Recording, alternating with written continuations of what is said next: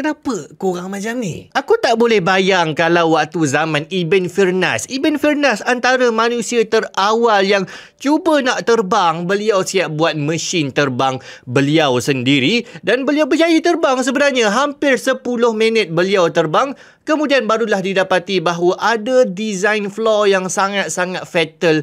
Beliau lupa nak letak sayap belakang macam sayap burung tu.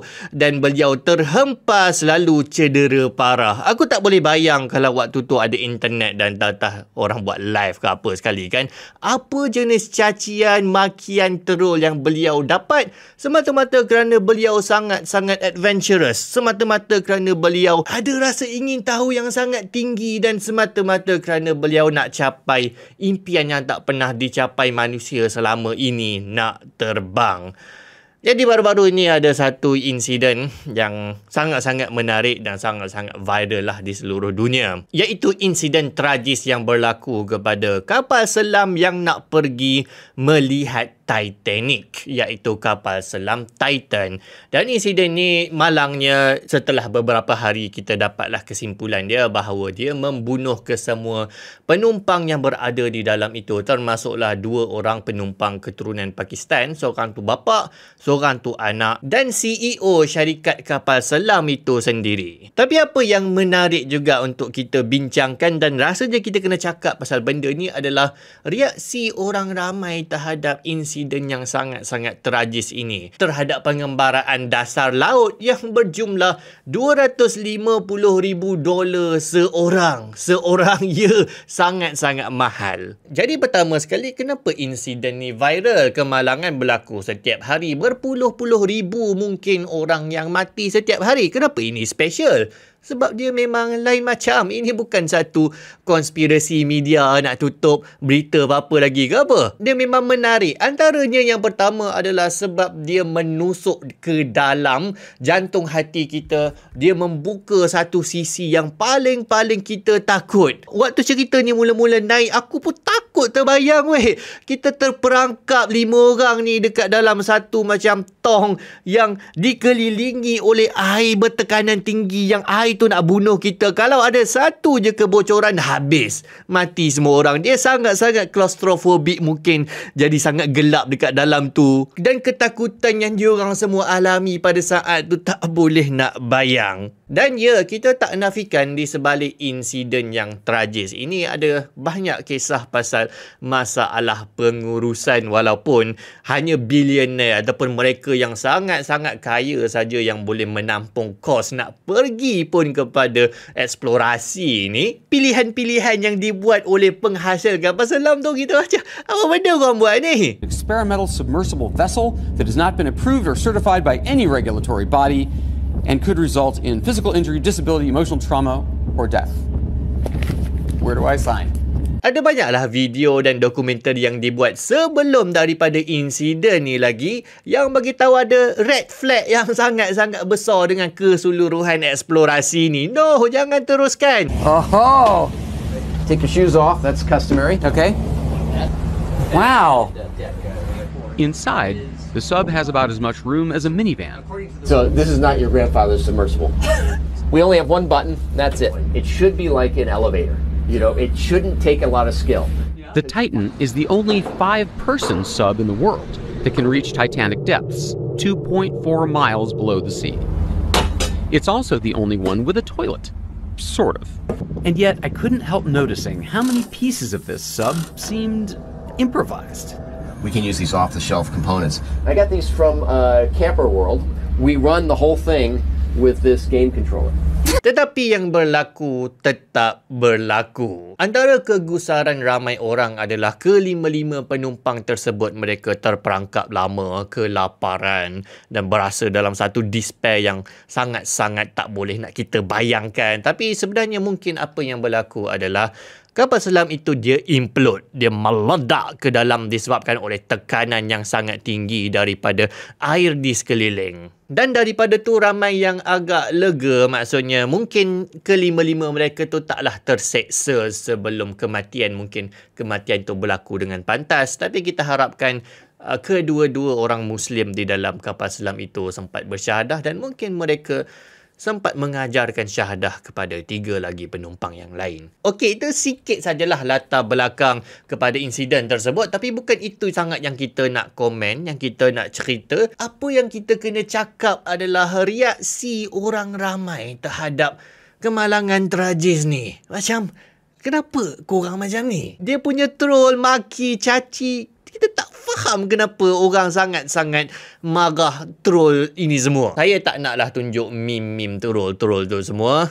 Tapi lebih kurangnya dia boleh dibahagikan kepada 2 genre. Yang pertama sekali, ramai yang kata bahawa apa yang mereka buat ini, eksplorasi ke dalam dasar laut nak tengok Titanic ini adalah satu kerja bodoh. Macam tak ada masalah nak cari masalah. Buat apa kau tu dah orang kaya, hidup senang, boleh beli katil air saiz king. Kenapa kau nak pergi masuk ke dalam dasar laut yang sangat-sangat menakutkan dan ancamannya sangat tinggi? Dan by the way, kelima-lima daripada mereka ini memang tahu bahawa ini adalah risiko yang sangat-sangat tinggi pengembaraan ini, tapi mereka tetap pergi juga kerana rasa ingin tahu yang mendalam. Mungkin kecuali kepada yang paling muda, itulah anak kepada bilioner bangsa Pakistan tersebut. Dan satu lagi adalah ramai yang troll, caci dan maki sebab yang mati itu kebanyakannya adalah bilioner, orang kaya. Iaitu dengan diorang bilioner itu sendiri, itu adalah satu kesalahan. Itu adalah benda yang perlu ditroll dan perlu dicaci maki. Jadi saya secara peribadinya bukanlah ada connection yang sangat besar dengan kelima-lima mereka yang meninggal dunia tersebut. Dan memang bilioner ke apa, memang tak langsung lah. Tapi kita kena sebut, kita kena bincang pasal isu penerokaan, exploration, penemuan, discovery. Ini asalnya kalau daripada dulu lagi adalah sesuatu yang sangat-sangat mulia, yang sangat-sangat dipandang tinggi. Eksplorasi, discovery ini adalah sesuatu yang didambakan oleh umat manusia. Mereka nak pergi ke tempat-tempat yang tak pernah pergi selama ini. Mereka nak kumpulkan maklumat walaupun mereka tahu bahawa perjalanan mereka, mungkin mereka akan mati disebabkan risiko yang sangat-sangat tinggi. Tapi kalau matinya mereka ini biasanya sepanjang sejarah, mereka akan dipandang tinggi. Tapi kenapa tak untuk kes kali ni? Apatah lagi bila kita sebut tentang penerokaan dasar laut. Korang tahu tak bahawa kita sebenarnya umat manusia, kita tahu lagi banyak berkenaan dengan permukaan planet Marikh daripada kita tahu apa yang berada dalam dasar laut. 80% lautan kita tak pernah nak terokai pun. Dan ada yang kata bahawa kita nak pergi ke angkasa lepas dan mungkin nak pergi ke bulan, itu lagi mudah daripada kita nak meneroka dasar laut. Daripada laut yang sangat-sangat besar, sangat-sangat dalam ini, kita tak tahu berapa banyak spesies makhluk yang ada. Ada mungkin berjuta-juta spesies makhluk yang kita tak pernah jumpa pun. Kita tak pernah tahu pun mereka ni wujud. Dan di bawah dasar laut yang sangat-sangat dalam itu sendiri, lebih kurang 3.8 kilometer, tersemadinya ikon kemalangan sepanjang sejarah manusia,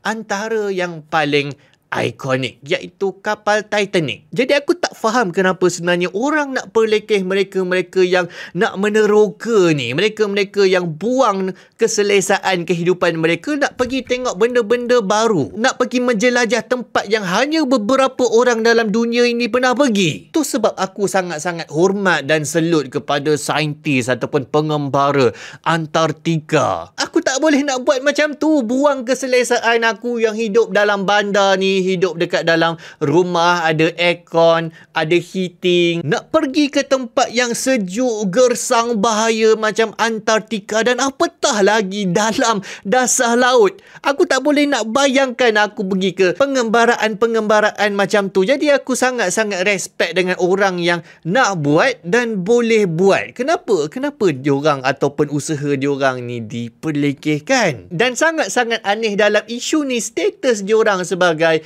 billionaire, orang yang sangat-sangat kaya tu, dia naik, dia dipelekeh dan dipetikai. Apa masalahnya? Yalah, kita boleh kata bahawa kayanya seseorang itu zaman sekarang yang mencapai tahap billionaire, ya, bukan millionaire, bukan jutawan, billion one. Itu mungkin ada orang argue bahawa hanya akan berlaku kalau dia orang mengeksploitasikan sistem kapitalis tu dan sebagainya lah.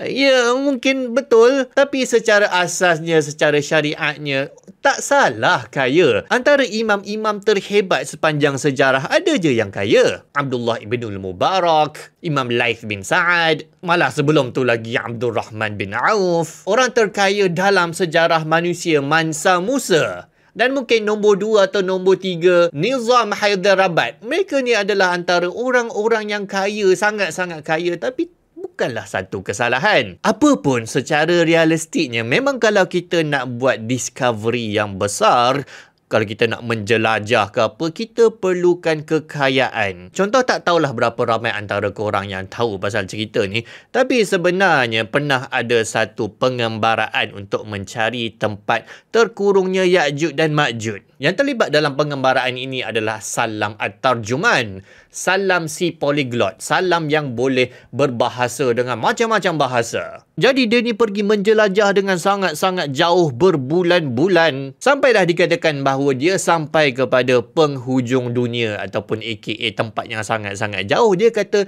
dia jumpa dengan pagar Ya'juj dan Ma'juj itu. Tembok Ya'juj dan Ma'juj. Point dia bukanlah nak cerita pasal Ya'juj dan Ma'juj tu, tapi macam mana pengembaraan ni boleh berlaku? Tak lain tak bukan sebab ada pendanaan daripada orang yang sangat-sangat kaya, iaitu khalifah ketika itu. Al-Wathiq Billah, dia ni mimpi bahawa dia nampak tembok Ya'juj dan Ma'juj tu dah meretak dan dah nak roboh. Jadi dia hantar Salam At-Tarjuman ni bersama dengan gerombolan tentera yang terbaik sebagai escort. Dan itu hanya boleh berlaku dengan orang kaya. Sinergi antara mereka yang berkebolehan, antara mereka yang nak meneroka dengan billionaire. Kita dulu selalu angkat orang yang meneroka. Kita angkat Ibn Battuta. Malah panglima awang yang mengelilingi satu dunia. Takkan kita nak kata dia orang ni buat kerja bodoh? Malah kita boleh sebut juga Charles Darwin. Ya, betul. Pengasas kepada teori evolusi Darwin yang kontroversi itulah. Dia ni kaya daripada keluarga elit, dan bukan setakat kaya, dia memang sangat-sangat minat dengan biologi. Dia minat sangat dengan kumbang-kumbang. Jadi tak ada siapa suruh pun, memang dia yang nak buat kajian, memang dia yang nak terlibat dalam pengembaraan, naik HMS Beagle tu, pergi kepada Pulau Galapagos dan dia tengok variasi hidupan-hidupan dekat situ. Barulah dia datangkan dengan teori yang dianggap sebagai antara teori yang paling besar dalam sains. Point dia, kita memang kena angkat jiwa mengembara, jiwa nak buat discovery, jiwa nak pergi ke tempat-tempat yang sangat-sangat susah nak diakses. Kita buang keselesaan untuk kita dapatkan ilmu. Sebab antara jiwa manusia yang diberikan Allah Subhanahu Wa Taala kepada kita adalah rasa ingin tahu. Sunnatullah, jiwa inilah yang telah membawa kepada banyak kemajuan-kemajuan dalam pelbagai bidang, kebiasaannya daripada rasa ingin tahu. Jadi ini sepatutnya adalah satu jiwa yang sangat-sangat mulia, dan ia tak sepatutnya ditroll dengan sangat-sangat kejam sedemikian rupa. Jadi itulah, aku saja je nak bagi komen sikit pasal isu ni, sebab bagi aku dia agak dekat di hati aku. Dulu pun aku ada jiwa pengembara ni jugalah, tapi makin lama makin tua, dah makin hilang dah. Mungkin terlampau selesa di takut lama, di comfort zone aku sendiri. Tapi apapun, aku tak akan memperlekeh mereka-mereka yang nak buat benda-benda ni. Malah aku salut, tabik hormat. Janganlah dikutuk. Assalamualaikum.